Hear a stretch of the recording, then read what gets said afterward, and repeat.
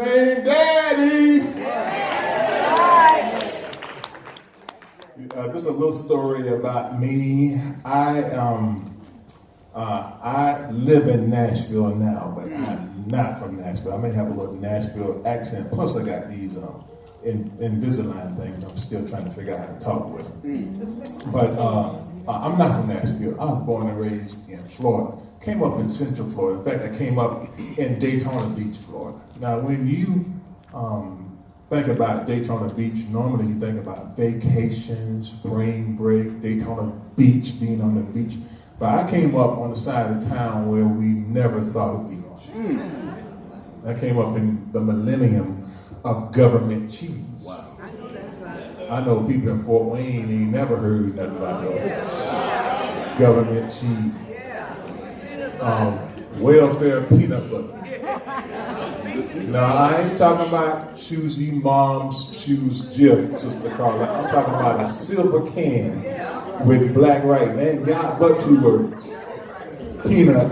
And then you open the can up, Pastor washed it, you couldn't just make a sandwich. It had oil on the top. You had to stir it. Yeah, come on, talk to the Holy Ghost. Come on, man. And so we didn't have anything. Well, we had some rats and roaches that were pretty friendly.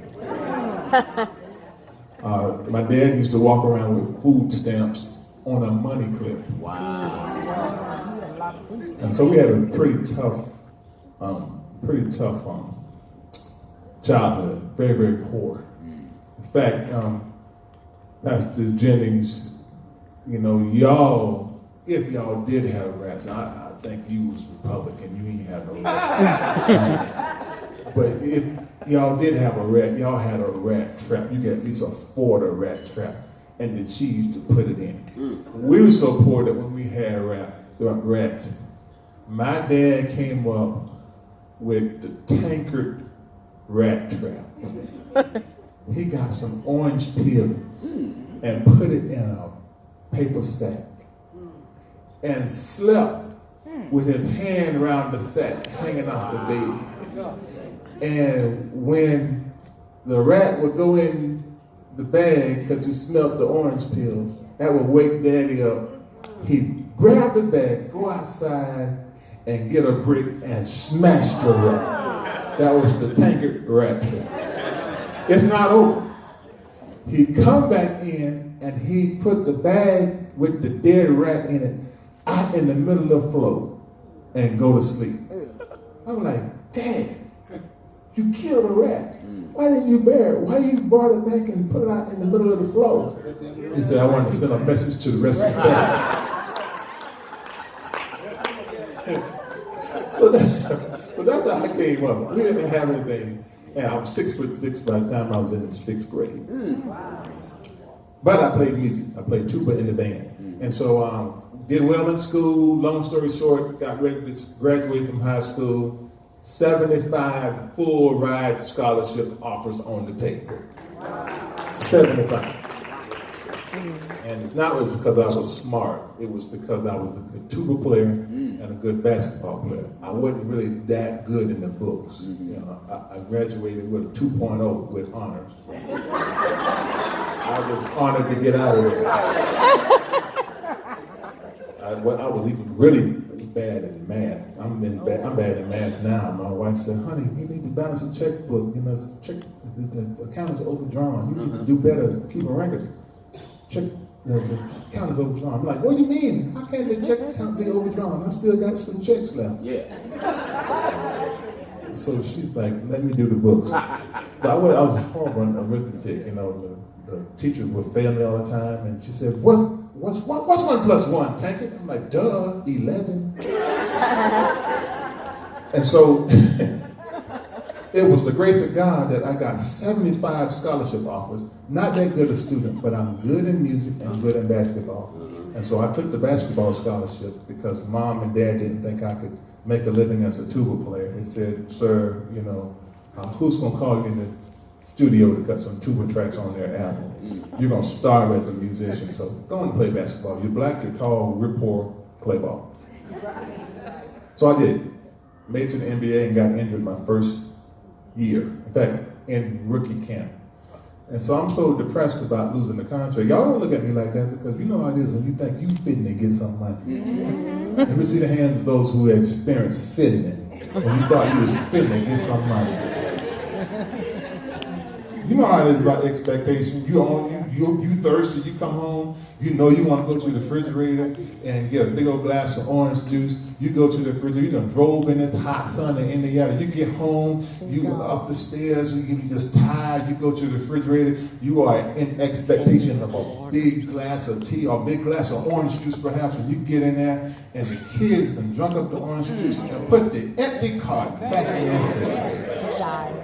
And so you know how it is when you're expecting something. You got your mouth set for it, you got your wallet set for it, you got your heart set for it. Anyway, I was thinking I was going to be a millionaire from basketball, got injured, and they cut me from the team. Wow. So I went to church and got saved in this revival service. And I went because they had chicken. I didn't go because I love God. I went to get a chicken sandwich and messed around and got saved. And the minister prayed for my hands and said, sit down to the piano. I'm like, what are you talking about? I played tuba and basketball. What is this with the piano? He said, put your hands on the keys by faith. And I did that, and this came out. I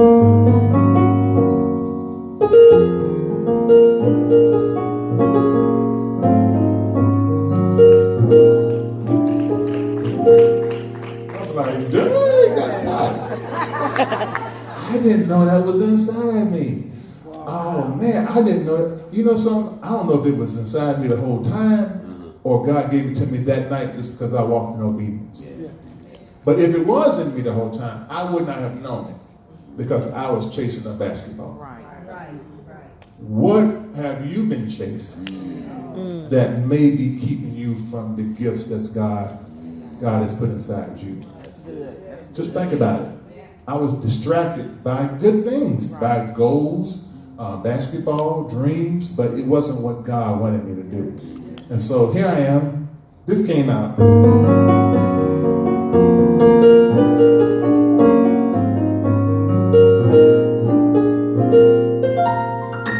So I'm in a Pentecostal church playing jazz. And they was not having it. I thought it sounded good to you, all right. Oh man, I was like, man, playing Christmas stuff.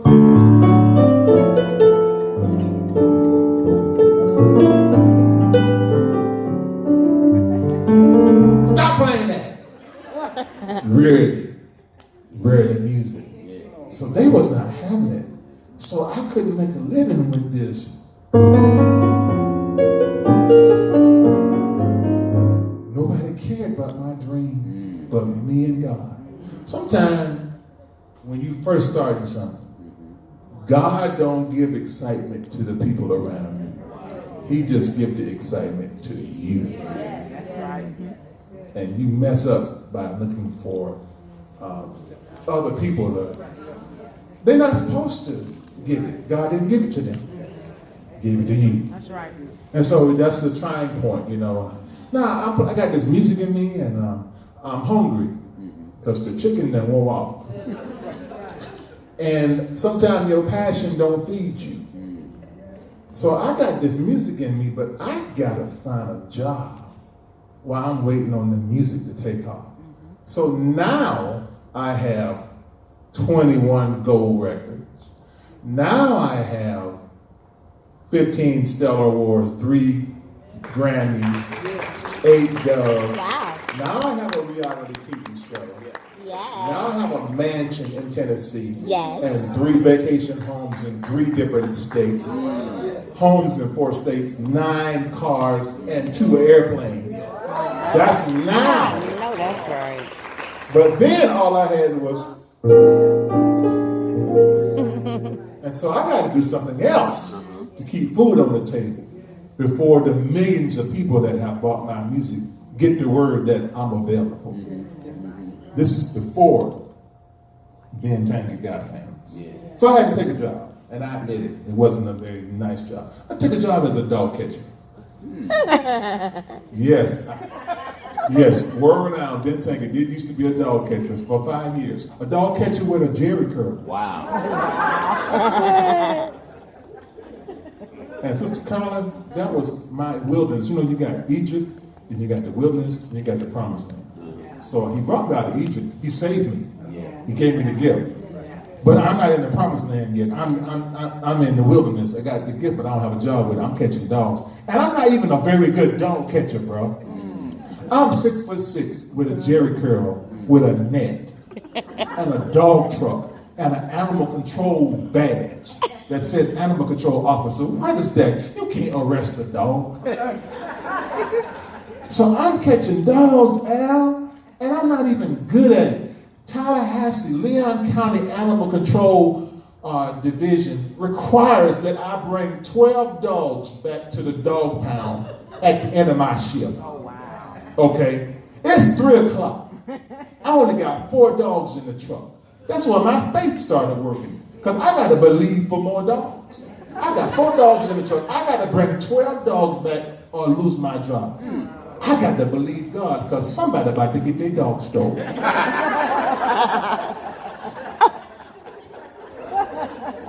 Sir, I only let my dog out to use the bathroom. He didn't have a tag. He's going to jail. So that's a true story. I was a dog catcher waiting on a music break. Here's the break, and I'm going to tell you how I broke into it and get back into the music. I got my dog catching uniform on, and I go into a music store that sells pianos. And I sit down to the piano and begin to play the same thing.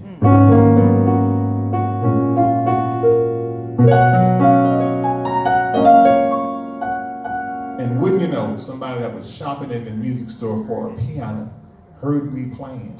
And she tells the store owner, hey, I'll buy the keyboard that the dog catcher's playing. And this happened over and over and over. One day the store owner came over and said, Tank, man, I like it when you come in on your lunch break and play the keyboard because every time you play, somebody buys something. I don't think they're really buying the keyboard. I think they're buying the dog catcher's sound. There's something on you, man. Turn to your neighbor and say, there's something on you. It's something on you. Look at your neighbor and say, there's something on you Something on you too. He says, what are you catching dogs for anyway? I said, this is just my in-between state. He says, how much do you get paid catching dogs? I never forget it. I said, $980 a month as a dog catcher 3. He says, how much would I need to pay you for you to quit catching dogs? And come in here and just play the piano as a keyboard demonstrator, 9 to 5. How much would I need to pay? So are you kidding? Yeah. $979.99. So he hired me on the spot to become a keyboard demonstrator. And that's how I learned how to work equipment in the music store. And I was able to purchase equipment for half price and build my home studio. And pretty soon I did my own record all keyed up.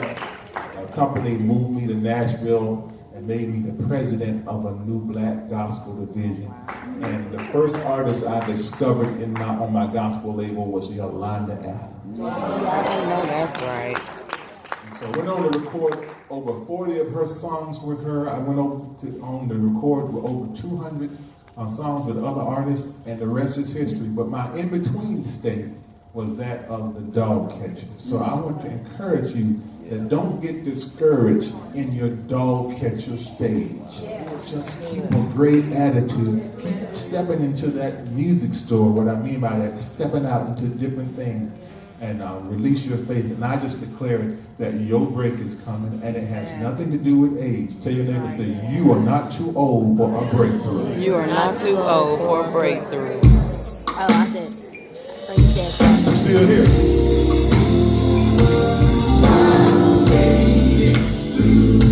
Another day's journey.